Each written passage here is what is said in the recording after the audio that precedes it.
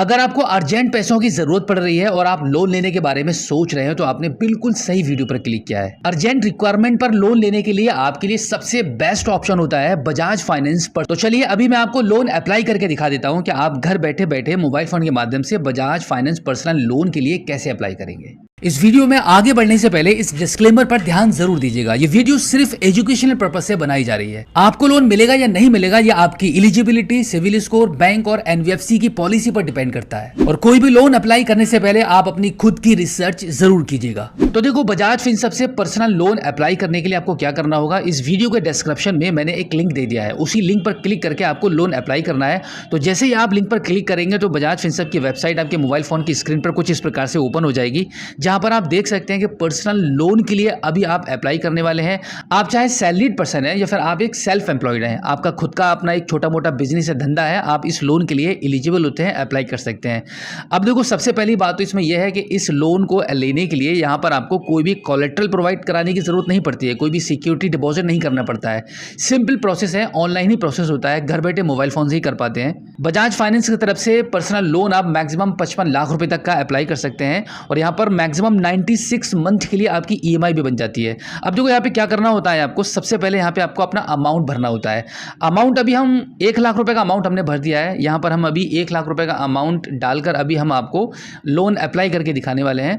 आप यहाँ पे देख सकते हैं कि 40,000 रुपए से लेकर 50 लाख रुपए तक के बीच में किसी भी अमाउंट को भरकर आप यहाँ पे अप्लाई कर सकते हैं। अब देखो, एक जरूरी बात यहाँ पर मैं आपके साथ शेयर कर देता हूँ। यहाँ पर इस बॉक्स में आप जो भी अमाउंट भरेंगे लोन लेने के लिए, ये बिल्कुल भी जरूरी नहीं होगा कि आपने जितना अमाउंट यहाँ पे भरा होगा, 4 लाख, 2 लाख, 50,000, जितना भी आप लेना चाहते हैं, ये बिल्कुल भी ज़रूरी नहीं है, कोई फिक्स नहीं है कि उतना अमाउंट आपको मिल ही जाएगा। ये डिपेंड करता है आपकी एलिजिबिलिटी पर, आपके एलिजिबिलिटी क्राइटेरिया पर। लोन प्रोवाइड कराने के लिए बजाज फिनसर्व की जितनी भी टर्म्स एंड कंडीशंस हैं, वो सब अगर आप पूरी करते हैं तो आपको एक मैक्सिमम लिमिट ऑफर होती है।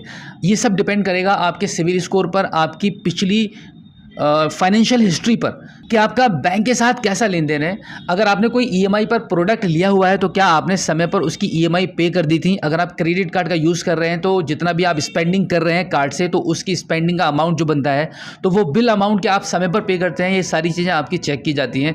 ओवरऑल आपका यहाँ पर सिविल स्कोर का इंप्रूव होना और अच्छा होना काफ़ी ज़रूरी होता है, तभी आपको आपके मन मुताबिक आपको लिमिट ऑफर हो पाती है। तो फिलहाल हम आपके लिए एग्जाम्पल के तौर पर यहाँ पर 1 लाख रुपये का अमाउंट हमने भर दिया है। अब यहाँ पर अगले स्टेप में हम अपनी ईएमआई चूज करेंगे कि हम इस 1 लाख रुपए के अमाउंट को कितने महीनों के लिए लेना चाहते हैं। तो अभी हम 36 मंथ को यहाँ पे चूज कर लेते हैं, यानी कि 1 लाख रुपए का अमाउंट हमें बजाज फिनसर्व से 36 मंथ यानी कि 3 साल के लिए चाहिए। उसके मुताबिक आप यहाँ पे देखेंगे आपकी ईएमआई यहाँ पे कैलकुलेट होकर आ जाएगी। अब देखो, यहाँ पर आप देख सकते हैं लोन, बजाज फिनसर्व के पास यहाँ पे कुछ लोन वेरिएंट भी है, जिसमें से हमने यहाँ पर टर्म लोन को चूज किया हुआ है। टर्म लोन को चूज करने के बाद आप देखेंगे आपकी 3274 रुपए की 1 लाख रुपए के अमाउंट पर आपकी ईएमआई बन रही है, जिसमें आपका इंटरेस्ट लगेगा 17,864 रुपए का। टोटल अमाउंट बनेगा 1,17,864 रुपया। यहाँ पर आपको लोन समरी भी दिख जाती है कि कितनी प्रोसेसिंग फीस लग रही है, कितना आपको लोन का अमाउंट मिल रहा है, कितना आपका इंटरेस्ट लगेगा, और इसी के साथ में आपने लोन वेरिएंट कौन सा चुना है और कितने चार्जेस ओवरऑल आपसे लिए जाएंगे। ये सब डिटेल्स यहाँ पर आपको देखने के लिए मिल जाती है। अब इसी के साथ अगर हम एलिजिबिलिटी क्राइटेरिया की बात करें तो आप यहाँ पे देख सकते हैं कि आपका इंडियन होना काफ़ी ज़रूरी है। 21 से 80 साल की आपकी एज होनी चाहिए। पब्लिक, प्राइवेट और एमएनसी कुछ भी हैं, आप सेल्फ एम्प्लॉयड हैं या नौकरी करते हैं, आप इस लोन को अप्लाई कर सकते हैं। और मिनिमम यहाँ पे सिविल स्कोर रखा गया है 685 से कम 685 तक तो आपका सिविल स्कोर होना चाहिए, और उससे अधिक होगा तो और बढ़िया है, उतनी ही अच्छे आपके चांसेस होंगे कि आपको लोन मिल जाए। और इसी के साथ अगर हम डॉक्यूमेंटेशन की बात करें तो यहाँ पे ज़्यादा कुछ डॉक्यूमेंट आपको प्रोवाइड नहीं कराने पड़ते हैं। पहला तो आपका आधार कार्ड है और आपका पैन कार्ड। आधार और पैन कार्ड के बेस पर ही अभी आप यहाँ पे अप्लाई कर पाएंगे। तो अब देखो, सारी चीज़ें आपको समझ आ चुकी हैं कि क्या क्या डॉक्यूमेंट्स आपके पास होनी चाहिए। लोन समरी मैंने आपको दिखा दी है। अब यहाँ पर आपको फाइनली लोन को अप्लाई करना होगा। तो अप्लाई करने के लिए अप्लाई वाले इस बटन पर आप क्लिक करेंगे। अब इस लोन को अप्लाई करने के लिए अब यहाँ पे सबसे पहले आप अपना मोबाइल नंबर एंटर करके गेट ओटीपी वाले ऑप्शन पर आप क्लिक कर देंगे। मोबाइल नंबर पर बजाज फिनसर्व की तरफ से एक ओटीपी चला जाएगा, उस ओटीपी को आप यहाँ पे एंटर करेंगे और फाइनली इसको सबमिट कर देंगे। सबमिट करने के बाद आप देखेंगे आपकी एलिजिबिलिटी यहाँ पे चेक होने लगेगी। लोडिंग के प्रोसेस शुरू हो चुका है। प्रोसेसिंग कंप्लीट होने के बाद अब यहाँ पर आप देख सकते हैं कि हमें यहाँ पर इंस्टा पर्सनल लोन का बजाज फिनसर्व की तरफ से ऑफर मिल चुका है। इंस्टेंट कैश मिलेगा, सिंपल प्रोसेस रहेगा, नो इनकम, कोई भी इनकम डॉक्यूमेंट आपको हमें दिखाने की जरूरत नहीं पड़ेगी। मैक्सिमम 12,76,000 रुपए तक के लोन के लिए हम यहाँ पे अप्लाई कर सकते हैं। अब यहाँ पर आप देख सकते हैं कि इंस्टा पर्सनल लोन में हमें बजाज बजाज फिंसर्व की तरफ से ऑफर मिला है 83,000 रुपये का। अब जैसे कि शुरू में आपने देखा था कि हमने 1 लाख रुपए का अमाउंट भरा था, लेकिन हमारी एलिजिबिलिटी और सिविल स्कोर के मुताबिक हमें यहाँ पर बजाज फिंसर्व ने 83,000 रुपये का लोन का इंस्टा लोन का ऑफर दिया है, जिसको हम मिनिमम 20,000 रुपये से लेकर 83,000 रुपये तक के अमाउंट को यहाँ पे हम भर सकते हैं। अब यहाँ पर हम EMI में 36 मंथ को चूज कर लेते हैं, जो कि ऑलरेडी यहाँ पे सिलेक्ट है, क्योंकि हमने पहले ही 3 साल के लिए इस लोन को चूज कर लिया था। अब देखो 83,000 रुपये के अमाउंट के हिसाब से यहाँ पर हमने 36 मंथ के लिए लोन चूज किया है, तो यहाँ पर हमारी जो EMI बनेगी वो 3569 रुपये की बनेगी, जिसमें हम पर जो इंटरेस्ट लगेगा वो 45,447 रुपये का लगेगा, जिसमें टोटल अमाउंट बन जाता है 1,28,447 रुपये का।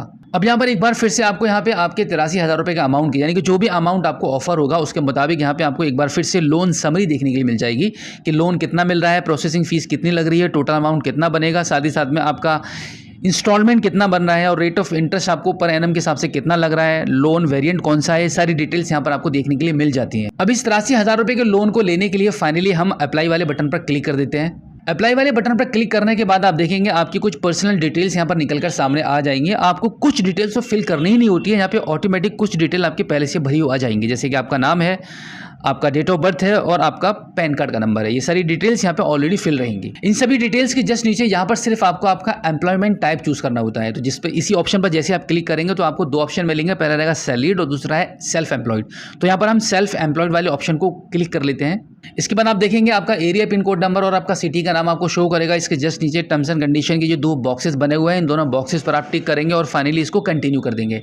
कंटिन्यू करने के बाद आप देखेंगे यहाँ पे थोड़ी सी प्रोसेसिंग शुरू हो जाएगी आपके अकाउंट वेरिफिकेशन के लिए। अब देखो ये पेज इनकम वेरिफिकेशन के लिए ये पेज निकलकर सामने आ जाएगा, जहां पर आपको अपनी बैंक चूज करनी होती है कि आप कौन सा बैंक अकाउंट यूज कर रहे हैं जिसमें आप इस लोन के अमाउंट को लेना चाहते हैं। आपका जिस भी बैंक में अकाउंट है उस बैंक के नाम को यहाँ से सर्च करके आप उसको चूज करेंगे। तो हमारे केस में हमारा स्टेट बैंक ऑफ इंडिया में अकाउंट है, तो यहाँ पर हम स्टेट बैंक ऑफ इंडिया के नाम को सर्च करके इसको चूज कर लेते हैं। बैंक नेम चूज करने के बाद आप देखेंगे आपके बैंक अकाउंट में जो भी मोबाइल नंबर आपका लिंक रहेगा उस नंबर पर आपका एक OTP जाने वाला है। तो उसके लिए आप क्या करेंगे, यहाँ पर टर्म्स एंड कंडीशन के इस बॉक्स पर टिक करेंगे और कंटिन्यू वाले बटन पर आप क्लिक कर देंगे।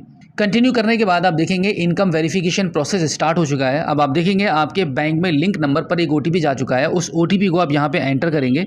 उसके बाद टर्म्स एंड कंडीशन के इस बॉक्स पर टिक करके इसको सबमिट कर देंगे। अब देखो सबमिट करने के बाद आपकी फिर से यहाँ पे प्रोसेसिंग शुरू हो जाएगी इनकम वेरिफिकेशन करने के लिए। कुछ ही सेकंड यहाँ पे प्रोसेसिंग चलेगी। प्रोसेसिंग कंप्लीट होने के बाद आप देखेंगे आपका मोबाइल नंबर जिस बैंक अकाउंट पर या जितने बैंक अकाउंट पर लिंक रहेगा वो सभी बैंक अकाउंट यहाँ पर निकलकर सामने आ जाएंगे। हमारे केस में सिर्फ हमारे पास एक ही अकाउंट है, तो यहाँ पर एक ही अकाउंट शो कर रहा है। अब देखो इस अकाउंट को यहाँ से आप चूज कर लेंगे। इसके जस्ट नीचे कंसेंट सिलेक्शन आपको देना होता है। देखो आपको क्या करना है, यहाँ से आपको अपने बैंक अकाउंट के स्टेटमेंट को स्टेटमेंट को कंपनी के साथ शेयर करना होता है। तो यहाँ पे आपकी जो भी लेटेस्ट डेट आ रही होगी उसको आप यहाँ से चूज करेंगे। उसके बाद फाइनली गिव कंसेंट वाले ऑप्शन पर आप क्लिक कर देंगे। अब इसके बाद एक बार फिर से आपकी बैंक अकाउंट की प्रोसेसिंग शुरू हो जाएगी। आपका यहाँ पर इनकम वेरिफिकेशन प्रोग्रेस में है, ये प्रोसेसिंग चलेगी कुछ ही सेकंड्स। प्रोसेसिंग कंप्लीट होने के बाद आप देखेंगे तो कुछ इस प्रकार से यहाँ पे आपकी प्रोसेसिंग कंप्लीट होने के बाद आप एम्प्लॉयमेंट डिटेल्स वाले पेज पर आ जाएंगे, जहां पर आपको सबसे पहले अपनी कंपनी का नाम एंटर करना है, नेचर ऑफ बिजनेस एंटर करना है, आपको यहाँ पे कॉन्स्टिट्यूशन में इंडिविजुअल चूज कर लेना है। उसके बाद ईयर ऑफ इनकॉर्पोरेशन आपको चूज बताना है कि आप इस बिजनेस को कितने समय से कर रहे हैं, वो साल आप यहाँ पे एंटर कर देंगे। उसके बाद आपको एनुअल टर्नओवर यहाँ पे एंटर करना होता है कि 1 साल के अंदर आप जो भी बिजनेस जो भी धंधा कर रहे हैं उसका आपका 1 साल में कितना टर्नओवर होता है, उस अमाउंट को आप यहाँ पे एंटर करेंगे। इसके बाद अगर आपका रेजिडेंशियल एड्रेस और आपका बिजनेस एड्रेस यानी कि बिजनेस लोकेशन एड्रेस अगर आपका सेम है तो यस वाले ऑप्शन को चूज करेंगे, अदरवाइज इसको नो कर देंगे।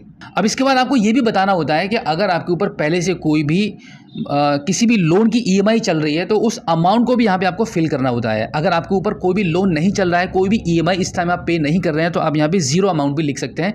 इतना सब फिल करने के बाद आप इसको फाइनली कंटिन्यू करेंगे। कंटिन्यू करने के बाद आप देखेंगे आपने जो एप्लीकेशन अभी फिल किया है वो आपका एप्लीकेशन अब फाइनली सबमिट हो रहा है। कंपनी के पास आपकी डिटेल्स सबमिट की जा रही है और जैसे आपकी प्रोसेसिंग कंप्लीट होगी तो कुछ इस प्रकार से आपको यहाँ पे ये मैसेज मिल जाएगा कि एप्लीकेशन अंडर प्रोसेस, यानी कि आपका जो आवेदन है वो कंप्लीटली सबमिट सक्सेसफुली हो चुका है। अब इसके बाद आपको मिनिमम 48 आवर्स का वेट करना होगा। अगर आपकी सभी डिटेल्स सही पाई जाती हैं और आप एलिजिबल होते हो इस लोन को लेने के लिए, तो आपको कंपनी की तरफ से आपके डॉक्यूमेंट वेरिफिकेशन के लिए एग्जीक्यूटिव का कॉल आ जाएगा और मैक्सिमम 48 आवर्स के अंदर ये लोन का अमाउंट आपके बैंक अकाउंट में डिस्पर्सल कर दिया जाएगा। तो अब अगर आपको भी अर्जेंट पैसों की जरूरत पड़ रही है तो बिल्कुल भी देरी मत करो। इस वीडियो के डिस्क्रिप्शन में जो लिंक दिया है उस लिंक पर क्लिक करके अभी आप पर्सनल लोन के लिए अप्लाई कर दो। तो उम्मीद करता हूं कि आज की इस वीडियो में जो जानकारी आपके साथ शेयर की गई है, आई होप आपको काफी अच्छी लगी होगी। अगर आप पहली बार हमारे स्मार्ट शॉप यूट्यूब चैनल पर आए हैं और अभी तक आपने हमें सब्सक्राइब नहीं किया है तो प्लीज़ एक बार सब्सक्राइब जरूर कीजिएगा और बेल आइकन को प्रेस कीजिएगा। तो फिलहाल आज की इस वीडियो में इतना ही, मिलते हैं आपसे किसी और एक अगली वीडियो में एक नई जानकारी के साथ, एक नई अपडेट के साथ और एक नई जोश के साथ। तब तक के लिए जय हिंद।